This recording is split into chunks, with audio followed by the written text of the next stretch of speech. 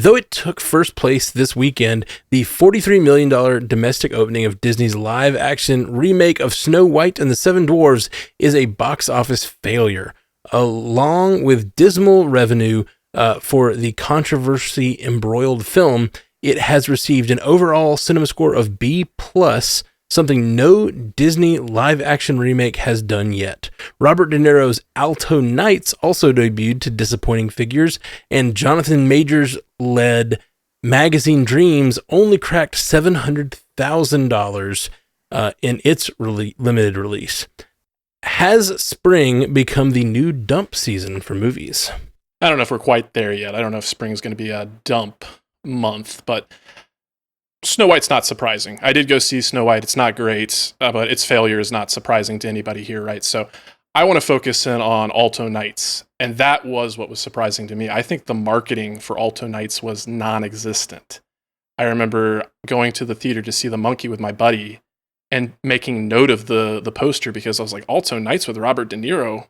How do I not know about this? Like, I do a podcast about movie news. How do I not know that this movie is on the way? So don't know what they were expecting there. Maybe it's just me and my bubble. I didn't get exposed to any of that, but I find it pretty hard to believe. Now, I was tempted to go see Magazine Dreams, but it actually ended up being one of those scenarios where I kind of had to, pick and choose what I'm going to see here, and I actually opted to go see Death of a Unicorn instead. So that one, it's not going to be, a part of the reporting here because I got to see it early. It was kind of an early fan screening there, but I do recommend it, especially we were just talking about Paul Rudd a little earlier here. I think it's a great vehicle for him, and it does the A24 thing where it is able to deliver some chills and thrills, but nothing over the top. I'd actually qualify it as more of like a dark comedy there at the end. Now, to bring it back to Snow White, like I said, I don't think the results here are surprising to anybody,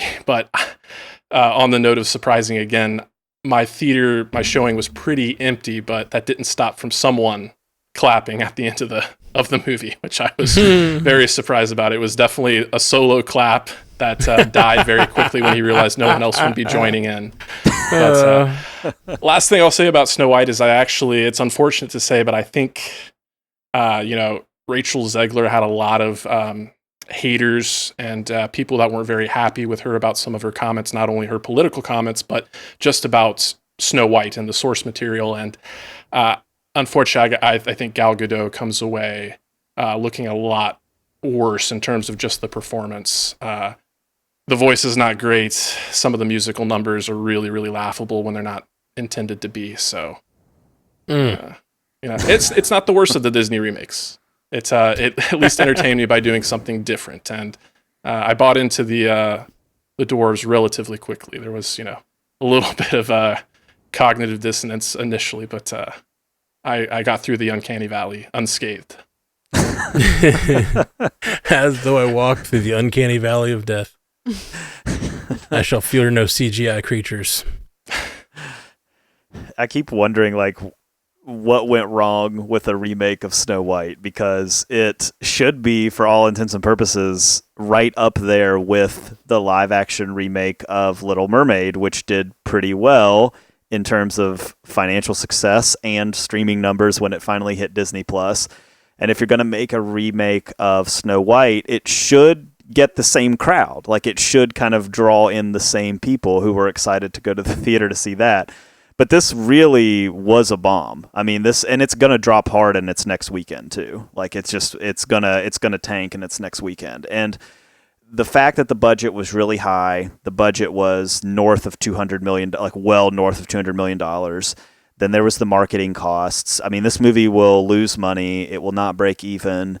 And when you're trying to make the list of, all right, well, what went wrong? Well, the list is just pretty long. We've talked about it over the last year or so. The CGI dwarves controversy, and then you had people coming out like Peter Dinklage, for example, was like, why can't you just cast people that look like me? And so that created a whole conversation. Then you had wasn't that the opposite? I think he said both in that same conversation. I think he said, from what I understand, he came out and said that it was casting dwarves as these dwarves was weird and almost like calling them fantasy creatures, but then a bunch of other little people were like, no, like you're taking jobs away from us. Like you're getting all these jobs, but we're not getting jobs is the way I remember that. I think he was happening a little bit more down the middle than that. I don't think he was totally like on that side, but that whole thing, right? About that whole conversation, that was part of it. Again, that's something you can get past, like especially because that was like the earliest controversy it had. Like that was way back. Right. Well, then it got delayed, and then it had to move back, and then you had the political comments from Rachel Zegler, and then you had the tension between Gal Gadot and Rachel Zegler, and you had the Israel-Palestine conflict remarks from both of them on opposite sides of the fence, and then you had just all of that boiled into something huge. Like if you turned on like Fox News right now, I guarantee you it would be like, Snow White bombs at the box office. Isn't this awesome? We love watching woke Disney go up in flames. Like so it's like when you get into those corners of crosshairs in our culture, it just, like there is a piling on. So it's not that, that particular group totally killed Snow White, but it was just another knife in the back. It was like you had all of this stuff going on at the same time. And then at the end of the day, like I think just people were kind of turned off by the fact that, you had all this stuff happening around it, but then it was so delayed. So it was like you marketed it and then you took it off the table for months and months and months, and then you put it back on the table hoping to avoid some of the controversy. Well, then people aren't just going to spontaneously all of a sudden be ready for it. Then they're just going to be, kind of already made up their mind about it. So it's all of these things. It's like it's the perfect storm of what could go wrong for a big tentpole Disney remake type thing. And I don't think all of the Disney remakes suffer the same fate because they maybe have one of the controversies or two of the controversies. Like if we remember back in the day when we talked about the Little Mermaid remake, we talked about, well, there's some corners of people who are not happy with the race of the character, and that could cause, but then it ended up doing really well. Like it ended up doing fine, and it was like not a big deal, and it was just, it wasn't even a controversy because you just moved past it. And it's like, whatever, people saw it.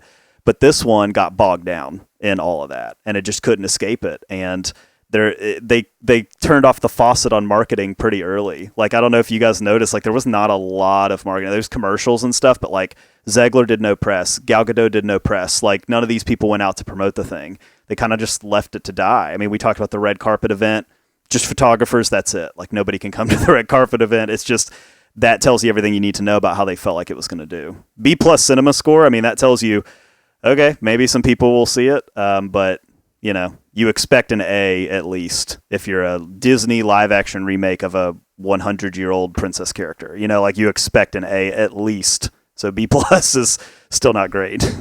I wonder if the 100-year-old part is part of the problem too, because most of the live action remakes have been ones that, like, right now the people who are parents grew up on those movies coming out. Lion King. I'm trying to remember if there have been. What's the furthest back reaching? I guess Jungle Book reaches back a little further. Jungle Book was like early 70s. Yeah. But even still, I feel like I grew up everywhere. Jungle Book was everywhere when I was growing up, even though it was, 15 years before my time or whatever. I never saw Snow White as a kid, and I was an 80s kid, and like just never came across. So I'm wondering if it's just like a little more dated so that even people that grew up in our generation, it's not as close to their time. So they're not dying to take their kids to see the remake to experience something, because it's not something obviously it has its fans. It is just an older generation's movie. So I wonder if that might also impact these box office takes. I saw that take earlier today, and I thought, oh, maybe.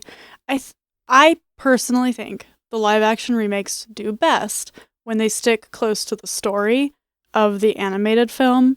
I think when you really start to deviate, I don't like them as much. I'll just say it that way. Like the Aladdin one, it gets panned, but I think it's one of my favorite ones because it's pretty beat for beat the animated movie, and that's one I grew up loving because I was of that age. And so maybe too far removed from, and I know they wanted to update it, and I understand why and all of that, but they were doing that with all the other ones too. It was just, everything was against it. But you know what's the saddest thing about Snow White? Like, this is the movie Walt Disney won an Oscar for.